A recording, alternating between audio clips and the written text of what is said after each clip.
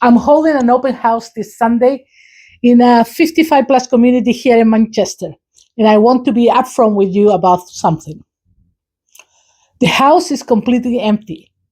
It is a full renovation, brand new everything, and nobody has lived in it since. So every room is bare. And I know what happens when you walk into an empty room. You stand there trying to figure out where your couch will go, whether your dining set fits, and it is almost impossible to picture. So I use AI to stage a few of the rooms. That furniture is not real, and I want you to know that before you see it. What it does is answer the question everybody actually has, which is, will my things fit in there?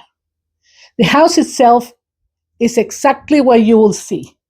New kitchen, new bathrooms, new floors, and a sunroom off the back. That is my favorite room in the place. 26 St. Paul Place in Leisure Knoll, Sunday 12 to 3. Come see the real thing. I will have cookies.